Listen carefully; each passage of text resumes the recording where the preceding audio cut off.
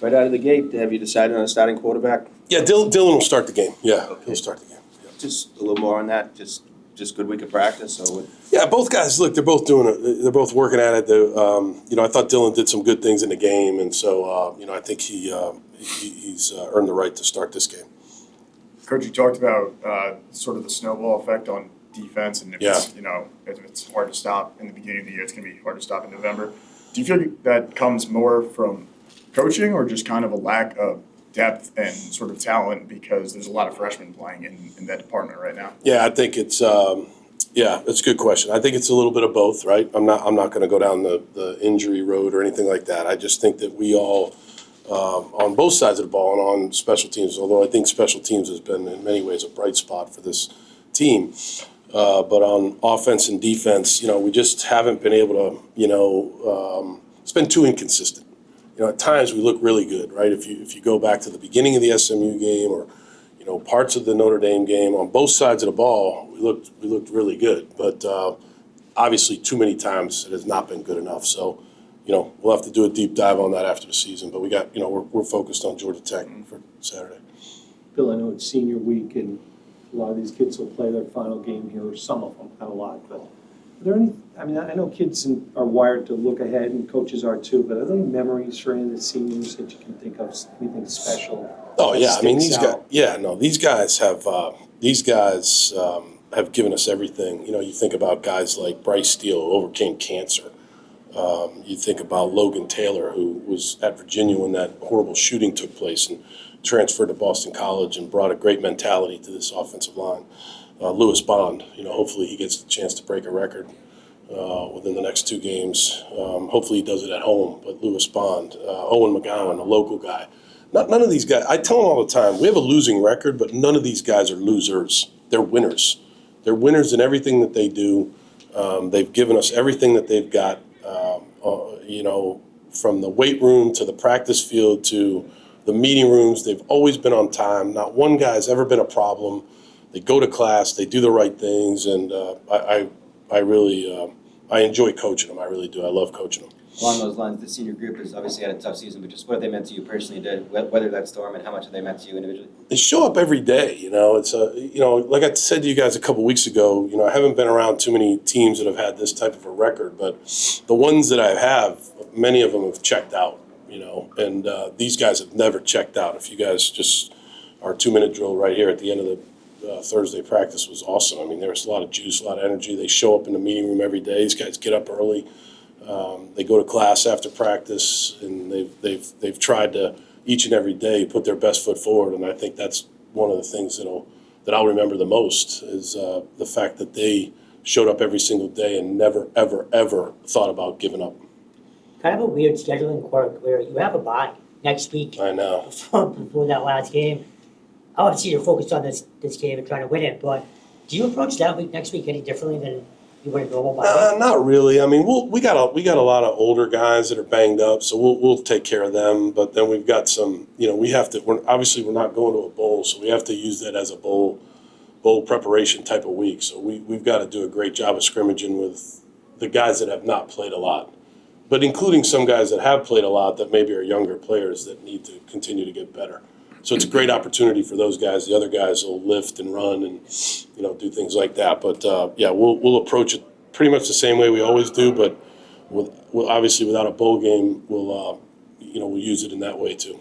Coach, thinking big picture, getting this football program to be able to compete at the Power 4 level, on a consistent basis. I know I asked about, financial support from the school, but is there anything that we haven't asked or we're not aware of that's happening internally, whether it's changes or proposals that kind of reflect your push to getting this program to where it needs to be? I think those, Mac, I really do. I always appreciate your questions. I think those questions are for people higher up than me. I'm just a coach. I enjoy working here. I enjoy working with the people I work with. Everybody from Father Leahy to Father Jack to Blake James to all the people that I work with in administration. But I think at the end of the day, that's probably a question for them. Is Haynes King, just talk about his dual threat capabilities with that size? This guy, like I think I said this on Tuesday. Yeah. The more you watch him, you have to, they have a lot of good players. They've got good speed. Brent's done a great job with that program. Brent has done a hell of a job with that program. And to be able to get Haynes King to come there from Texas A&M was a big get for them because he changed the program. He himself. He carries that team. He brings the emotion, the fire, the competitiveness. He's a badass. That's the best way I can put it. Quick follow to that, is the designed quarterback run like one of the toughest things to defend? Yeah, because it's it's an extra guy, it's an extra gap that you have to defend, especially the way they run it. It's a lot of gap. It's not just the normal like zone read. They do a lot of things with it. Buster Faulkner does a great job. So they're running counter with it. They're running power with it. Quarterback counter, quarterback power, jet sweep. He could hand it off on a jet sweep or keep it on the counter depending on what the read tells him to do. Yeah. Then they have RPOs. Then they have just normal offense. Yeah. I mean, I don't know how they practice all of it, but they do, and they get it done, and they're very well coached, and they do a great job. Coach, when it was pretty obvious that when you had Jaden Skeet back, I think it was against Notre Dame, right? Yeah. He was just so crucial to the offense, and whether it's just getting those clutch like 7-yard receptions or just having some pressure taken off of Lewis and Reed. Yep. Is there any idea if he's going to be back this week? No, he won't be back. He hurt his shoulder in practice the week after the Notre Dame game, but he'll be back. I would tell you that he won't be back this year, but I would anticipate him being back next year. And you're right about that. He brings a lot of, he's a really good player. He's got good speed. He's got good size. He's a good guy. He's a local guy, and it's been hard not having him out there. That's no doubt about it.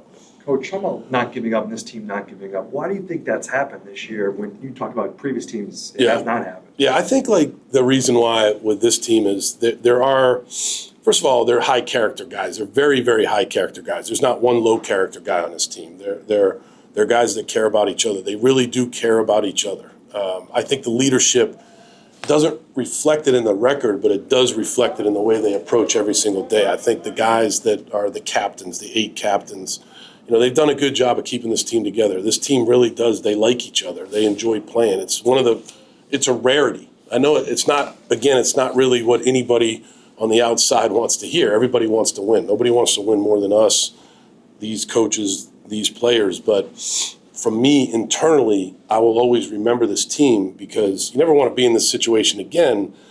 But at the same time, you talk about dealing with adversity on a day-to-day basis. These guys show up every day, and I give the leaders a lot of that credit.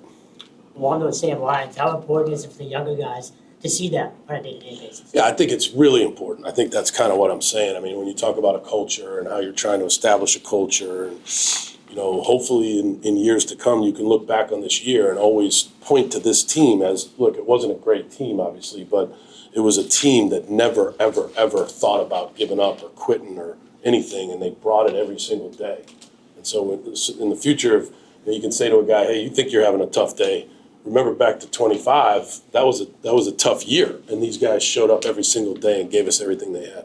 Just another question about the defense, and obviously I remember at the beginning of the season you saying there's no way you can replace a player like Donovan who generated 16.5 sacks, and the team as a whole this year has only had 14, I think. Just talk about when you look on tape what you're seeing from that pressure on the offensive line against teams that you're going against. Yeah, we haven't been able to generate the same amount of pressure. Obviously, Donovan was an elite player, the ACC Defensive Player of the Year.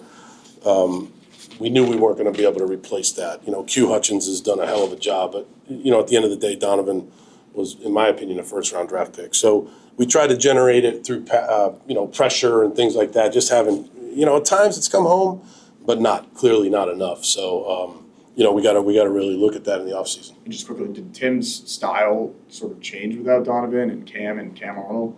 Cam Horsley and Cam Arnold? Yeah, I don't think, look, there's some things that we did differently, but I don't think the style changed. It's a multiple defense. We play Okie, we play 4 down, we play a bear front, we play nickel, we play dime, and obviously we play base defense. So we did that last year. We just, I don't think the styles changed that much. How much do you believe in the momentum? Do you think winning one or both of these final 2 games can carry forward to next year? I do think so. And I think that these games are going to be very, very difficult, right?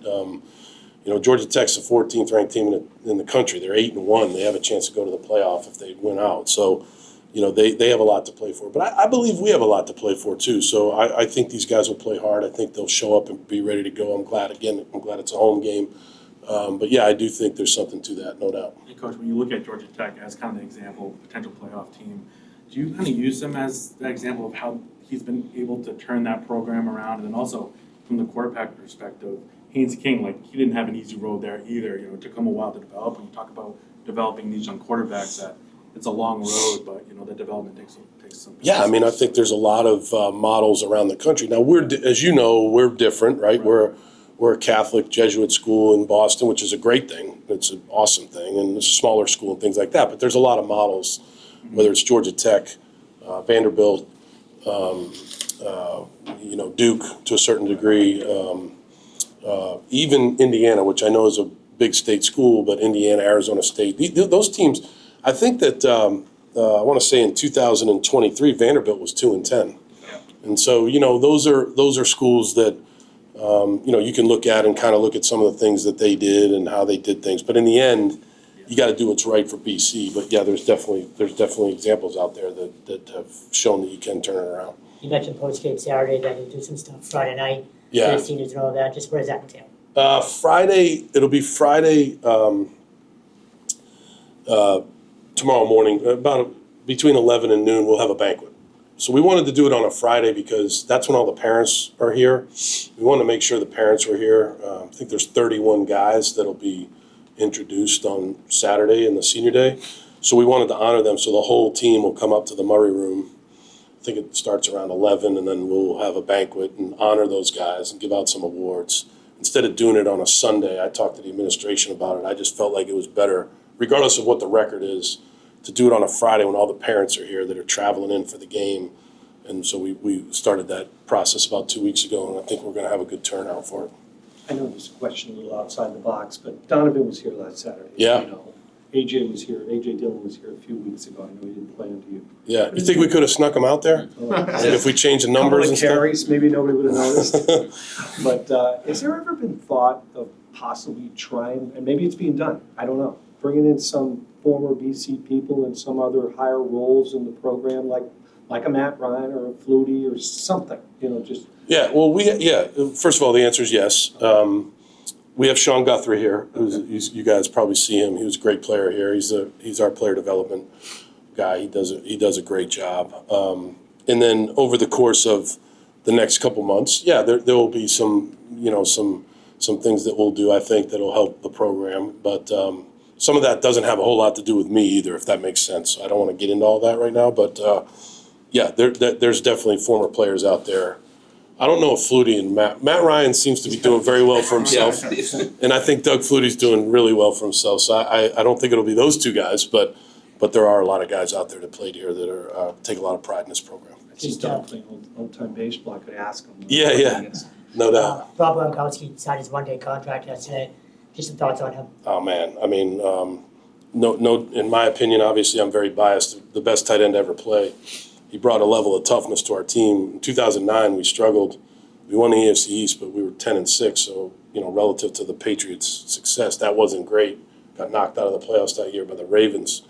Went into that draft and drafted Gronk, thinking with the 40th or so pick. And the minute he walked into the building, he brought an energy and a toughness to the Patriots that, you know, will lead himself to the Hall of Fame. I mean, he was just an unbelievable athlete, 6'7", 260 pounds. He could catch any pass, whether it was a foot off the ground or whether it was 10 feet over his head.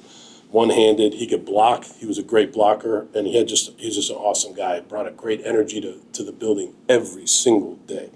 Every day he brought an energy to the building that lit the building up. And so I can't say enough great things about him. He's awesome.